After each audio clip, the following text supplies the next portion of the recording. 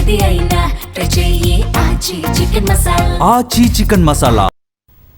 ఇజ్రాయెల్తో పాటు మధ్యప్రాచ్యంలోని అమెరికా సైనిక స్థావరాలపై ఇరాన్ కూడా దాడుల తీవ్రత పెంచింది. శక్తివంతమైన ఖోరం షహర్ 4 క్షిపణులను ప్రయోగించినట్లు ఇరాన్ మీడియా ప్రకటించింది. ఇజ్రాయెల్లోని టెల్ అవీవ్ సహా పలు నగరాల్లో పేలుళ్ల శబ్దాలు వినిపించినట్లు స్థానికులు తెలిపారు.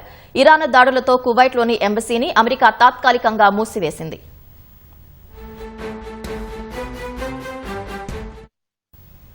ఇజ్రాయెల్, గల్ఫ్ దేశాల్లోని అమెరికా సైనిక స్థావరాలు లక్ష్యంగా 7వ రోజు ఇరాన్ దాడులు కొనసాగాయి.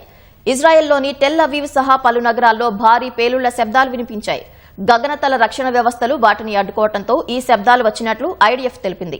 శక్తివంతమైన ఖోరం షహర్ 4 క్షిపణులను ప్రయోగించినట్లు ఇరాన్ ప్రభుత్వ టెలివిజన్ ప్రకటించింది. పొరుగు దేశాల్లోని అమెరికా సైనిక స్థావరాలపై ఇరాన్ క్షిపణులు, డ్రోన్లను ప్రయోగించింది. బహ్రెయిన్లోని ఇజ్రాయెల్ ఎంబసీ లక్ష్యంగా డ్రోన్ దాడికి పాల్పడింది. రాజధాని మనామాలో 2 హోటళ్లు, ఓ భవనంపై దాడి జరిగిందని బహ్రెయిన్ అంతర్గత మంత్రిత్వ శాఖ ఎక్స్లో పోస్ట్ చేసింది. బహ్రెయిన్లో తమ దళాలు ఉన్న భవనాలపై ఇరాన్ దాడిని ఖతార్ ఖండించింది.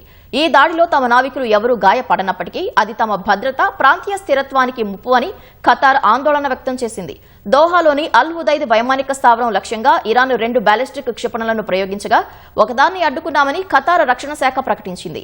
ఇరాన్ దాడుల నేపథ్యంలో ఇళ్ల నుంచి బయటకు రావద్దని ప్రజలకు సూచించింది. ప్రిన్స్ సుల్తాన్ వైమానిక స్థావరం వైపు వచ్చిన 3 బ్యాలిస్టిక్ క్షిపణులను కూల్చివేశామని సౌదీ అరేబియా రక్షణ శాఖ తెలిపింది.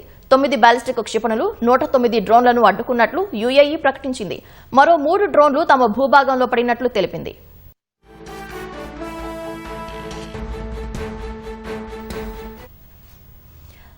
కువైట్లోని అమెరికా స్థావరాలు లక్ష్యంగా ఇరాన్ దాడులు చేసినట్లు ఇరాన్ ప్రకటించింది.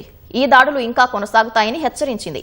అనేక రకాలైన విధ్వంసక డ్రోన్లతో తమ పదాతి దళాలు కువైట్లోని అమెరికా స్థావరాలను పెద్ద ఎత్తున టార్గెట్ చేసినట్లు ఇరాన్ సైన్యం ప్రకటించింది. అమెరికా వైమానిక స్థావరం సమీపంలో జరిగిన పేలుడు ధాటికి మంటలు చెలరేగాయి. ఈ దాడుల నేపథ్యంలో కువైట్లోని రాయబార కార్యాలయాన్ని అమెరికా తాత్కాలికంగా మూసివేసింది. ఇరాక్లోని బస్రా అంతర్జాతీయ విమానాశ్రయంపై డ్రోన్ దాడి జరిగినట్లు అంతర్జాతీయ మీడియా ప్రకటించింది.